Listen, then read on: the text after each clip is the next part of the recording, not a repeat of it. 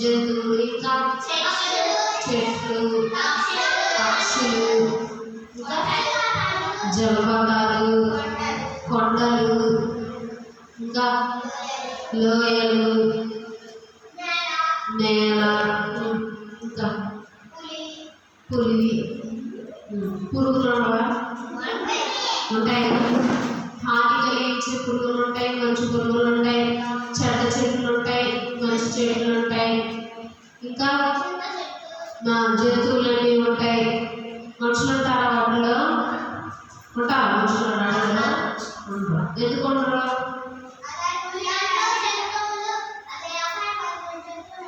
అపాయకరమైన జంతువులు మనకు హాని చేస్తాయని చెప్పి మనం అడవిలో ఉంటాం, మనం బయట ఉంటాం.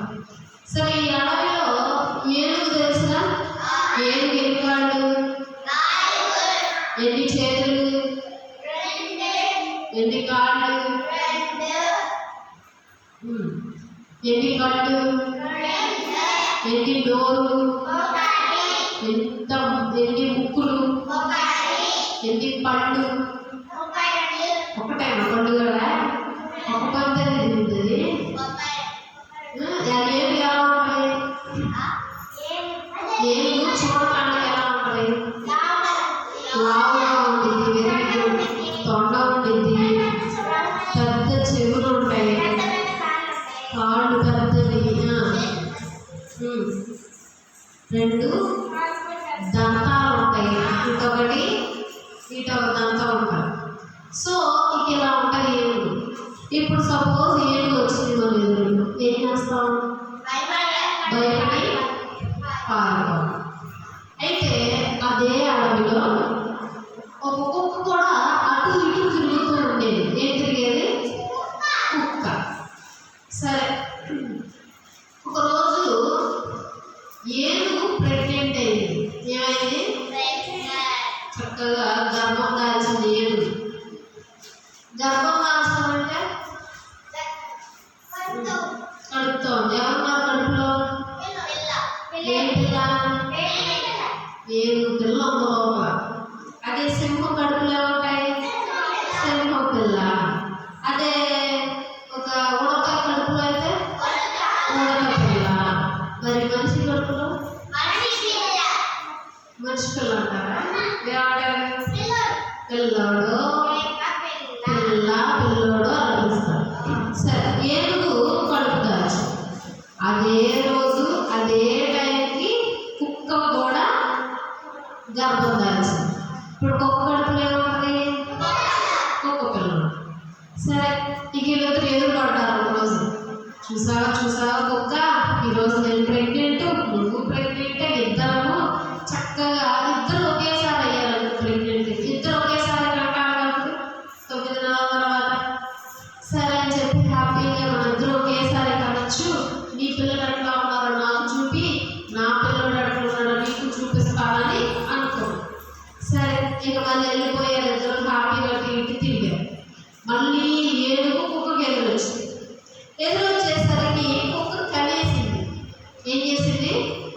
కుక్క ఆల్రెడీ పిల్లల్ని కనేసి పక్కన పడుతుంది. కళ్ళు మూసే ఉంది. ఏనుగు ఎదురొచ్చేసరికి కుక్క అనేది, ఏంటి నువ్వు నేను ఒకేసారి కదా ప్రెగ్నెంట్ అయింది, ఇంకా కనలేదా నువ్వు అని అంటే, లేదు అని బాగా కూర్చోను. కుక్క మాత్రం చూసావా, నాకు ఎంతమంది పిల్లలు ఉంటారు? 8 మంది పిల్లలు, చాలా బాగుంది, క్యూట్గా ఉన్నాయి అని చెప్తుంది. ఏనుగు బాగా వేసి సైలెంట్గా పక్కేంటి. ఇక మళ్ళీ ఒక 3 నెలల తర్వాత మళ్ళీ ఎదురయ్యారు. ఏంటి నువ్వు ఇంకా కనలేదా? నా పిల్లలైతే లేచి అటు ఇటు తిరుగుతున్నారు తెలుసా, ఎటు పడితే వెళ్ళిపోతున్నారు, ఎక్కడ కావాలంటే అక్కడ ఆడుకుంటున్నారు, వచ్చేస్తా నా దగ్గర పడుకుంటున్నారు, లేచి నడవటం కూడా అయిపోయింది నా పిల్లలది, నువ్వు ఇంకా కనలేదా అని ఎక్కిరించడం మొదలుపెట్టింది. ఏం చేయడం మొదలుపెట్టింది? ఎక్కిరించడం మొదలుపెట్టింది. ఏది ఎలా అనిపిస్తుంది? బాగా అనిపిస్తుంది. అయ్యో నాతోనే ప్రెగ్నెంట్ అయింది, నా టైం అప్పుడు ఒకేసారి తనేమో పిల్లలు కలిసింది, ఆ పిల్లలు బాగా స్టార్ట్ చేశారు, ఇంకా పెద్ద అయిపోయారు కూడా, చక్కగా తిరుగుతున్నారు, నేనేంటి ఇంకా అనలేదు అని అన్నాడు. ఇంకా కొన్ని నెలల తర్వాత మళ్ళీ వచ్చింది. మళ్ళీ ఎదురు చేసరికి ఆ పిల్లలు పెద్ద అయిపోయారు,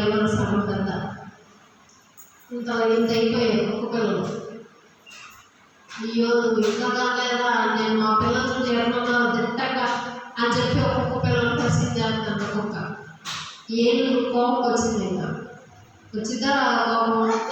ఒక్కసారి ఎక్కిరిస్తే బాగా అనిపించింది, 2 సార్లు ఎక్కిరిస్తే బాగా అనిపించింది, ఇంకోసారి 3వ సారి ఎక్కిరిస్తే ఏమనిపించింది? కోపం వచ్చింది. బాగా కోపం వచ్చి ఏడెక్కి అప్పుడు ఈ మాట చెబుతుంది. ఏమని? నేనేమి నీకులాగా చిన్ని చిన్ని కుక్క పిల్లలు నన్ను ఎవరిని అంటాను? ఏనుగు అంటాను. అట్లా ఉంటుంది ఏనుగు. ఇంత కుక్క పిల్లలు ఉంటుందా ఏనుగు? ఏనుగు పిల్ల ఎట్లా ఉంటుంది? పుట్టడమే పెద్ద శరీరంతో ఉంటుంది నా బిడ్డ. మంచి తోక వేసుకొని పెద్ద తొండ వేసుకొని అప్పుడే దాటారు పిల్లలు. కానీ భారీ శరీరం నా కడుపులో పెరుగుతుంది. రావటానికి టైం పట్టింది, కానీ వచ్చేటప్పుడు ఎలా ఉంటుంది? చాలా బలంగా దిట్టంగా ఉంటుంది. అదే నా ఏనుగు పిల్ల ఎదురొచ్చింది అనుకో, నీ కుక్కలకి ఏం చేస్తాయి? అప్పుడు ఎవరు నెగ్గినట్టు? ఏనుగు పిల్ల నెగ్గినట్టు. సో కాబట్టి నేను పెద్ద శరీరాన్ని మోస్తున్నాను. అవి బయటికి రావడం టైం పట్టచ్చు, కానీ ఖచ్చితంగా ఒకనొక రోజు బయటకు వస్తాయి అనగానే ఒక భయం వేసి సైలెంట్ పక్కకి వెళ్ళిపోయింది. ఇప్పుడు దీని అర్థం చూద్దాం. ఇప్పుడు మనం ప్రార్థన చేస్తా ఉంటాం కదా, ఏమైనా ప్రార్థన చేస్తాం. ఇప్పుడు ఎగ్జాంపుల్గా మనం స్కిట్ చేసాం కదా, రోజు పిల్లాడి ఆరోగ్యం కోసం ప్రార్థన చేసింది కదా, ఆమె చేసిన వెంటనే అద్భుతం జరిగిపోయిందా? జరగలేదా? కొన్ని నెలలు పట్టింది, ఏళ్ళు పట్టింది. ఎందుకు? ఎక్కడో ఉన్న డాక్టర్ ఆమె ఇంటికి రావాలంటే ఊరికి వచ్చేస్తాడా? దేవుడు మాట్లాడేస్తాడా? వెళ్ళయ్యా ఇంటికి వెళ్ళయ్యా అని చెప్పి అనేస్తాడా? ఎవరిగా మాట్లాడతాడా? దేవుడు మాట్లాడగా ఆయన అక్కడ నుండి రావాలంటే దేవుడు కార్యం చేయాలిగా. ఫ్లైట్ ఆపించేశాడు, చెన్నై వెళ్ళాలన్న ప్రోగ్రాం డిలే చేశాడు. మళ్ళీ వచ్చేసరికి కార్ ఏమైంది? పంచర్ అయింది, పెద్ద వర్షం పట్టించాడు. ఇన్ని కార్యక్రమాలు జరగాలంటే ఎంత లేట్ అవ్వాలి? వర్షాలు ఎప్పుడు పడతాయి? వర్షాకాలంలో పడతాయి. ఆ టైంలో వర్షాలు పడాలి. మళ్ళీ క్యాబ్ బుక్ చేసుకున్నారు, దాన్ని మళ్ళీ పంచర్ అవ్వాలి. పంచర్ అవ్వాలంటే టైర్ ఏమవ్వాలి? అరిగిపోతూ ఉంటే ఆ టైర్ లైఫ్ అయిపోతూ ఉంటే పంచర్ అయింది, లేక పాడైపోయింది. ఇవన్నీ జరగడానికి ఎంత టైం పట్టింది? కానీ అద్భుతం జరిగిందా? జరగలేదా? జరిగింది. అలాగే మనం కూడా ప్రార్థన చేస్తూ ఉంటాం. ఏదో ముఖ్యంగా ఉంటుంది. ఇప్పుడు ఎగ్జాంపుల్గా మన గురించి ఉన్నాం. ఇప్పుడు నాకు ఫస్ట్ ర్యాంక్ కావాలి అని ప్రార్థన చేస్తాం. లేదు, నువ్వు బాగా చదువుతున్నావు కానీ ఫస్ట్ ర్యాంక్ రావాలి, అన్ని బాగా రాస్తావు కానీ ఫస్ట్ ర్యాంక్ రావాలి. ఇప్పుడు నువ్వేం చేస్తావు? వేసేది తీసుకుంటాం. నేను ఎంత బాగా చదువుతున్నాను, నాకేం కొన్ని గుర్తున్నట్లేదు, కొన్ని మిస్ అయిపోతుంది, ఫస్ట్ ర్యాంక్ వేరే వాళ్ళకి వెళ్ళిపోతుంది, నాకేం ఫస్ట్ ర్యాంక్ రావట్లేదు. నేను ప్రార్థన చేస్తానే ఉన్నాను, సండే స్కూల్కి వెళ్తానే ఉన్నాను, అన్ని చేస్తున్నా కానీ ఫస్ట్ ర్యాంక్ రావట్లేదు అని అనుకుంటూ ప్రార్థన చేసి తీసుకుంటాం.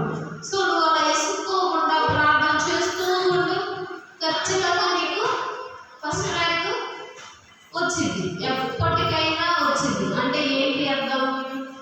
ఆలస్యం అయితే అవ్వచ్చు, కానీ ఖచ్చితంగా ఆ కార్యం మాత్రం జరిగింది మన జీవితాల్లో.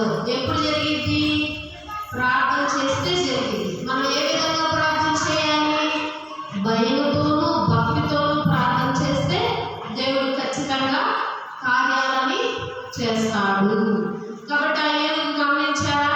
ఇప్పుడు ఆ ఏనుగు ఉంది, ఆ ఏనుగుకి ఎంత సంవత్సరంన్నర దాకా కడుపులోనే ఉంది ఏనుగు పిల్ల. అప్పటిదాకా అది మోస్తూనే ఉంటుంది కడుపులో పిల్లలు. ఎంత భారంగా ఉంటుంది తల్లికి, ఎంత నొప్పిగా ఉంటుంది కడుపు అంతా, అవునా కదా? కానీ చివరికి చాలా అందమైన బిడ్డ పుట్టాలిగా.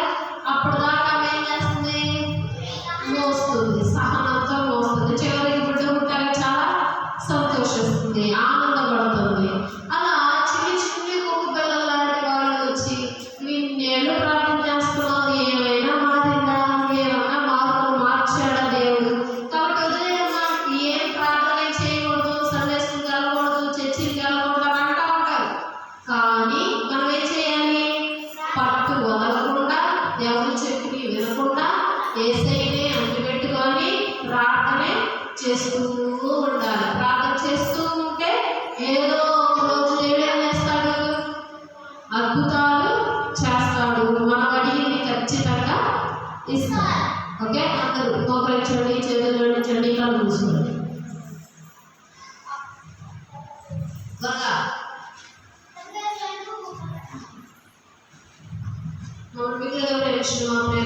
తండ్రి ఇచ్చినటువంటి గొప్పతనం సమయం బట్టి వందనములు, స్తుతులు, స్తోత్రములు ప్రభా.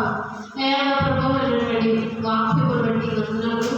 ఈ వాక్యము మా హృదయంలో భద్రపరచండి, బిడ్డల హృదయంలో భద్రపరచండి. తండ్రి బిడ్డలు ఈ వాక్యానుసారంగా జీవించే కృపను వారిని అనుగ్రహించండి. నీ ఎందుకంటే ప్రభావ వారికి నిరీక్షణను వారికి కలుగజేయండి, కృపను వారికి కలుగజేయండి. సండే స్కూల్కి పంపినటువంటి ప్రతి ఒక్క తల్లిదండ్రులను బట్టి వందనములు. ఈ యొక్క ఊళ్ళో ఉన్నటువంటి ప్రతి ఒక్కరి బట్టి వందనములు. ఈ యొక్క సంఘంలో ఉన్నటువంటి పాస్టర్ గారిని బట్టి వందనములు. నా తండ్రి ప్రభా, ఈ యొక్క కార్యక్రమంలో ఆదరణీయంత వరకు తెచ్చి వర్ణించారు వందనములు. రాకపోకుండా దేవుడు అంటే వరక్షేమంగా మా గృహాలను మమ్మల్ని చేర్చారు. నిశ్చితమైతే మళ్ళా వచ్చేయాలని మేమందరం సమకూడి ఇంకా తండ్రి ప్రభా ఇంకా బిడ్డలను నీ యొక్క సన్నిధిని చేర్చుకోవడం నాకు అనుగ్రహించండి. బిడ్డలు చెప్పే ప్రతి వాక్యము తండ్రి ప్రభు వారికి అర్థమయ్యి నీ చిత్తానుసారంగా బ్రతికే కృప వారిని అనుగ్రహించండి. బిడ్డల చదువులో తోడుకోవాలండి, ఆరోగ్య విషయంలో తోడుకోవాలండి, వెళ్ళేటువంటి స్కూల్స్ విషయంలో మీరు తోడుకోవాలని సహాయం చేయండి. బిడ్డల బ్రతుకుంటున్నప్పుడు నిర్ణయం కాపుదల కంచె వారి చుట్టూ ఉంచమని దేశం పెట్టడి కొంచెం ప్రార్థిస్తున్నాం తండ్రి.